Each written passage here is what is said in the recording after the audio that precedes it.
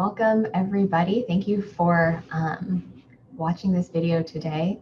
I am Dr. Shadish. I am a psychologist here with Integrated Behavioral Health at San Mateo Medical Center and Fair Oaks Clinic. And my name is Dr. Nate Wigman, also a psychologist at the San Mateo Medical Center. Welcome to everyone and thank you for watching this. Today we're going to be talking about communication in relationships. We're especially going to be talking about relationships with people that are really important to us. This might include partners and significant others, but this might also include other relationships that are important, like friendships or children or parents. And whenever relationships come up with other people, communication is going to come up too. So hopefully today we'll be talking about some tips that can help improve communication. One of the most important things we're going to talk about today is that relationships are bonds, and a bond is a connection that two people or even animals have between each other. Bonds are social, they're emotional, and they're even biological and physiological.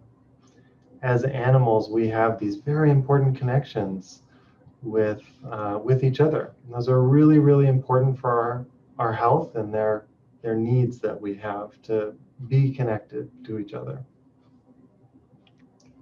These bonds that we have with other people are needs that we have throughout our life. And as you can see from all the images on the screen and from what I said at the beginning, our bonds, our relationships can look like many different things, and our relationships might change over time, but what stays the same is that relationships and bonds are a really important need that we all have, all humans, all creatures have.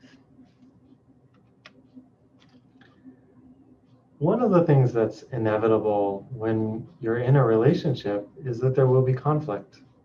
Those conflicts usually come out in terms of arguments, usually distressing conversations that we have where one of the people in the relationship don't feel like their needs are getting met, or as we'll talk more about, that their bond is being threatened.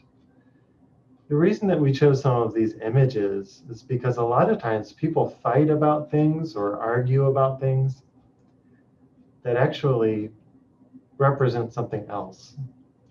So in the middle, we have this picture of a couple fighting about a Christmas tree, but it's probably not really about the Christmas tree or the Christmas presents. Maybe it's really about feeling seen or understood or heard.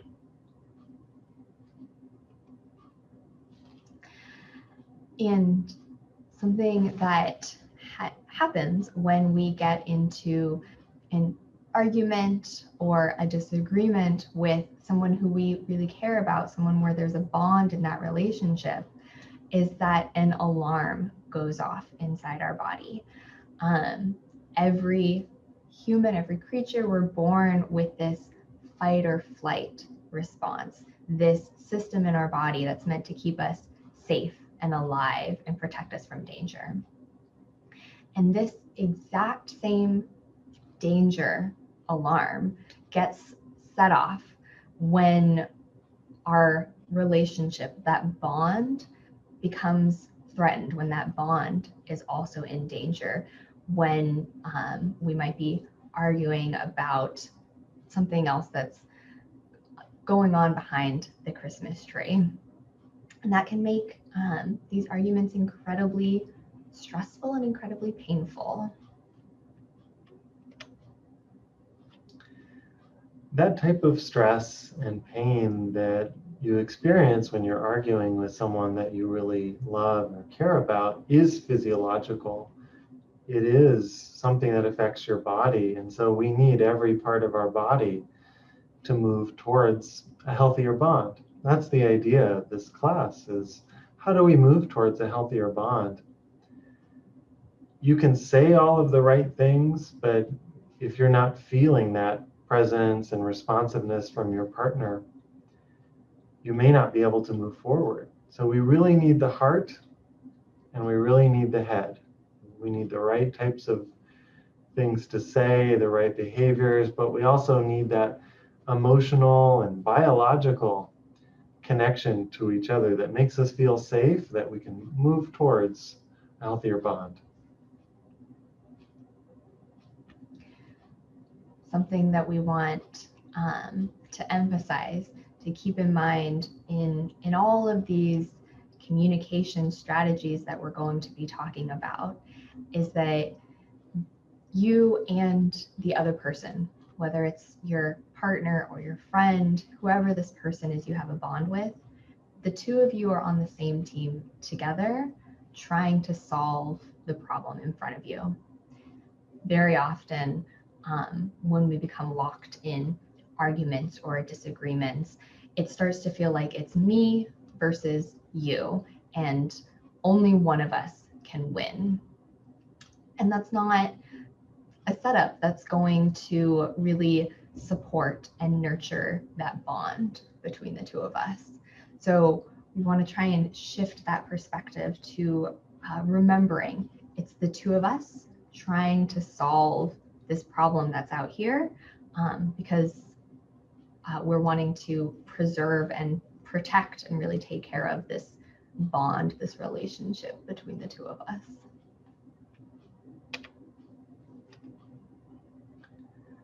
When adults argue, whether it's in a romantic relationship or a friendship or a family relationship, it's easy to feel isolated from each other or kind of turn away from each other in a way. But even when we do that, there's still that part of us that wants to connect. Even when maybe, we're not talking to someone that we're angry about, there's still that part of us that wants to reconcile, to talk about it, to say how we really feel, to make it better. And so this image kind of illustrates that even though what we look like as adults when we're fighting is people facing opposite directions, there's something that's a little bit more tender and childlike inside that really wants to connect. And that relates to a bond and strengthening the bond. Mm-hmm. So here we come to our very first skill that we're going to talk about today. And one of the most important things that you can do, in fact, why we're talking about it first, is actually listening. And by listening, we mean something very specific, more than just sitting here and hearing the sounds that the other person is saying, but really listening instead to understand. I'm going to listen to try and really get at the other person's perspective. I want to understand, what are you feeling? What sort of pain might you be feeling that you're trying to convey to me? What might be something that I'm missing in the picture here? So really listening to the other person can be profoundly helpful. And deep listening, as opposed to just hearing, not only involves the act of listening itself, but it also involves the way that we use our body, the way that we non-verbally communicate. Much of communication actually is nonverbal. And to break that down a little bit, in particular, maintaining eye contact, looking at the other person so that they know that you're listening to them and really seeing them. Paying attention to how you're using your voice. Is it particularly loud or particularly soft or quiet? Is the tone welcoming or gentle tone or curious tone, or is it an aggressive tone? What does your posture look like? Are you sitting closed off? Are you open and relaxed? Of course, your facial expression, the gestures that you make, all of these nonverbal communication factors go just as far as what you actually say. So that's an important thing to keep in mind during a conflict to move towards a healthier bond.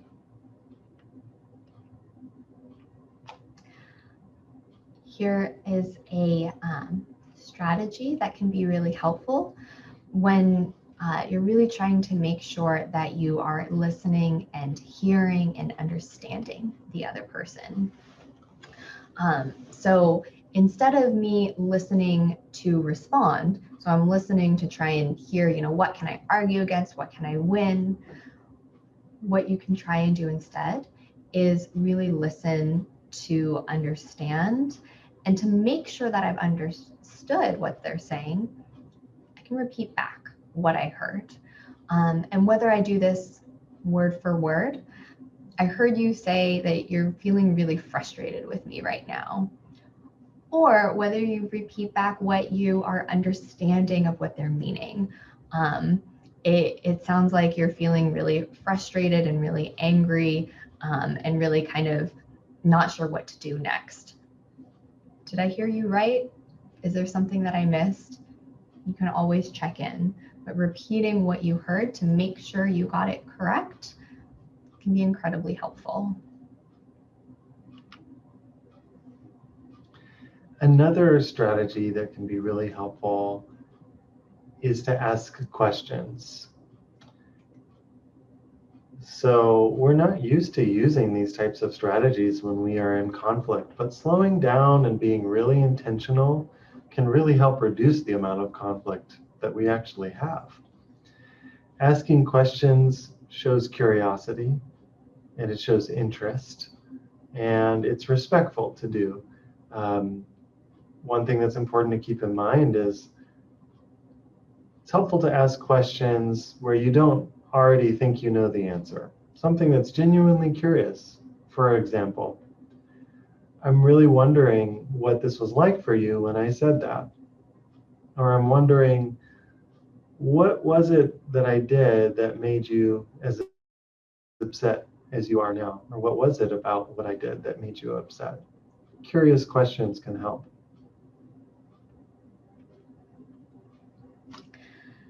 Very often particularly in conflicts or arguments, we can become very focused on the negative, the things that we're frustrated about, the things that we don't like. Truthfully, this can happen a lot outside of arguments, outside of conflict, where in the relationship in general, we just become focused on what's missing, what we want the other person to do differently, or what we don't like that's going on. And this can be really unhelpful for that bond when we're really focusing on the negative and the painful things. Now, when there are things that are painful, it is important to talk about those things. But we do want to highlight it's also important to talk about positive things, things that you appreciate about the other person, things that you really love about the bond or the relationship or something that they've done. And we've chosen this image especially to represent the goal, if you can, of even thinking about that balance of being 5 to 1, 5 positives to 1 negative, which can feel like a lot and can really feel unnatural at first. But even if we can't get to those exact numbers of 5 to 1, really thinking about the weight that those negative things can hold and wanting to make sure that we're balancing that by recognizing positive things that we genuinely love or appreciate in the other person. Another strategy along the same lines that can be very, very helpful is to start looking for things that someone you care about, your partner or someone else, is doing that you really appreciate. So in a sense, you're trying to catch them doing things that you really love, things that you want to see more of. This could be with your child, this could be with your parent or partner or anyone. And So you're kind of orienting your attention so that you can catch them doing great things. That's going to really help you with that balance of saying more positive versus negative things. And once you catch them doing something like that, and it's helpful, it could be something really, really simple. You want to tell them, you want to share that with them, that, hey, thank you so much for doing the dishes. I know this was my night to do it, and I just really appreciate you stepping up to do that. Makes my evening easier. It could just be something very simple like that.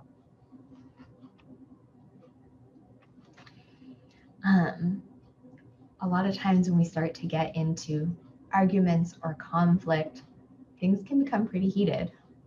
If you remember, we mentioned that a danger alarm goes off in our body, and that danger alarm also sets off a series of physical things that we might feel: heart beating fast, feeling really shaky, muscles getting tense, feeling really hot. And that can make it really difficult to even think clearly, to remember all of these different skills and strategies we've just talked about slowing down and asking questions. And so it can be really helpful to just take a break. Instead of continuing to get stuck in that argument where we might end up saying things that are not helpful. We might even end up saying things that are hurtful or things that we don't really mean or regret saying.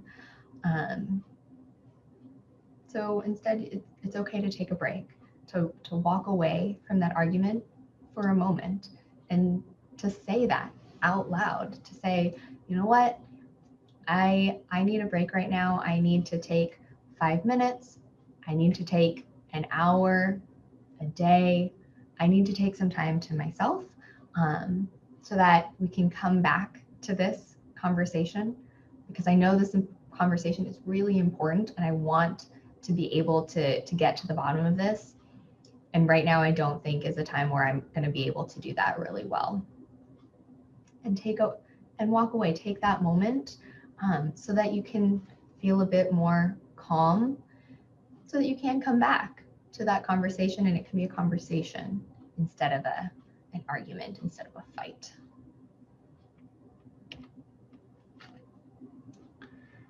One helpful formula that you can use over and over again is the following: talking about a specific emotion that you feel and a specific behavior that the other person did, connecting those two. Many times, instead of doing this type of formula, we'll say, you made me feel rejected. You made me angry. What we're suggesting is being a little bit more specific can be helpful. So I feel angry when I don't see you helping out around the house, or I feel alone when I don't see you helping out around the house. One of the reasons that we do this is because we want the person that we're talking to understand our emotional state, which is central to moving towards a healthier bond. And then the other thing that we want to do is to identify that specific behavior that isn't working very much for us. The last reason that this can be really helpful is because your partner, your friend, etc., can't really argue with that. They can't really argue that you didn't feel alone when they weren't helping out around the house, because you're not actually blaming them. You're saying, this specific behavior came with this feeling for me. So this is a tried and true and helpful formula that you can use. I feel some emotion when you do a specific behavior.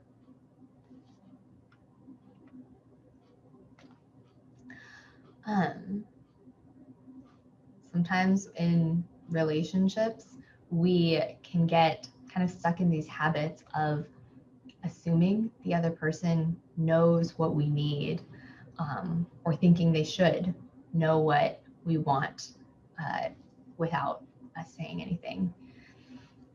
And the truth is that they might not know what we want or we need unless we ask for it. And so if there are things that you are wanting, things that are important to you, it's really helpful to communicate that. And the way that you communicate it, we'll give you some specific tips to keep in mind, is that you want to keep it positive. And what we mean by positive is I want to ask for something that I want instead of saying, don't do this, don't do that, I don't like it. So instead of saying, don't come home late, what I might say is, can you call when you're going to come home late so that I know when you'll be home, I know what to do about dinner.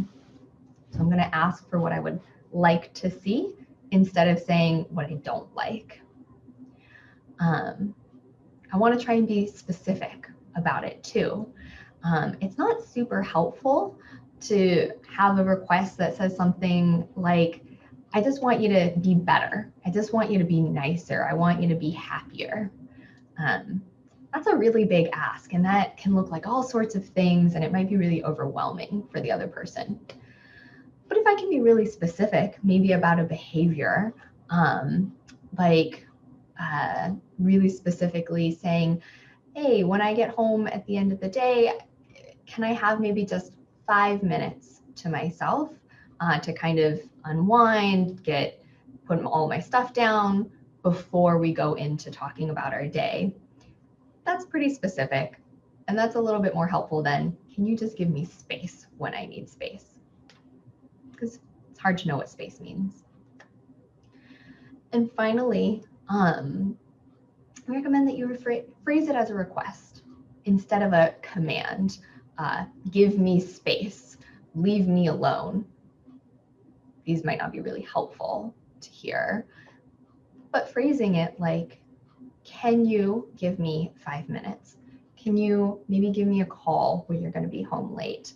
Would it be okay if, this is something that we tried? Phrasing it as a request opens up the opportunity for the other person to actually be involved and to say, yeah, I'm happy to do that. Or, well, here's why that might not work. Maybe I can suggest something different. Here's something else that I can do that might meet your needs. So that we're remembering that this is a partnership and I'm working with the other person instead of just telling them what I want them to do or not do.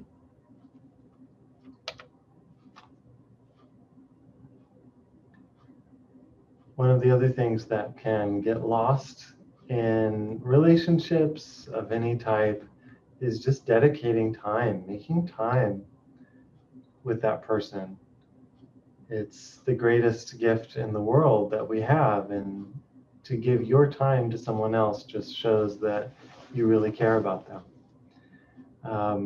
Dedicating time for a relationship allows for positive experiences and good memories to be built and stories to be told about the good times that you've had. Really prioritizes the type of relationship that you have. So if it's a relationship that's important for you, it's also important to make time for. And even if you're very, very busy, for example, working parents with children, just being able to take a walk or doing some smaller activity, even if it's just for a few minutes, sometimes the quality of the time is more important than how much time you actually spend. We've spent a lot of time today talking about things that you can try to do. There are a couple of things that we will also share that you might want to avoid doing, things that we know can be really unhelpful. So, for example, yelling or raising our voice. One of the things that we know, of course, on the receiving end is if I'm starting to hear something that's really loud as the volume goes up, I'm also starting to shut down. I'm starting to cover up my ears and not want to hear. So as much as possible, avoiding yelling or raising our voice. Avoiding what sometimes is called cold shouldering too. Basically turning our shoulder, our back to the other person and saying, or not even saying anything, but indicating, I'm not going to engage, I'm not going to talk to you, I'm not going to work together on this bond. It can also be really helpful to avoid, doing other things when you're having conversations or discussions with the other person. So avoiding picking up your phone, for example, watching the TV, doing something else that kind of indicates that I'm not really all in on this conversation. Half of my mind is paying attention to something else. And avoiding blaming language, avoiding talking down to somebody, commanding, being really negative and hurtful. All of these are things that can be really painful, can really hurt that bond in the relationship, and might not really help support communication moving forward.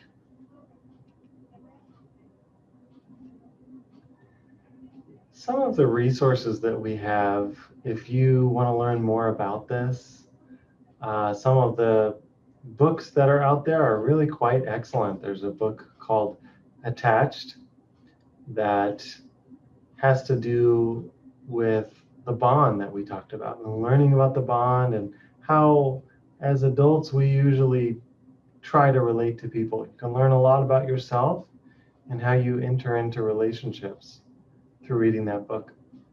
If you're in a romantic relationship in particular, Hold Me Tight is a very good choice. It's probably helpful for other relationships as well, but certainly romantic relationships. And those books are both available in Spanish. We also wanted to just mention that everything that we've talked about today is helpful and appropriate in the context of a normal, healthy, loving, but difficult, like all relationships are, type of relationship. If there's physical, mental, sexual, verbal, etc. abuse, financial abuse, these strategies may be less appropriate. They may not even be appropriate at all. And there are wonderful resources that we have in San Mateo County. Cora is an agency where we have their website and their telephone number that you could dial at any time if that's your situation.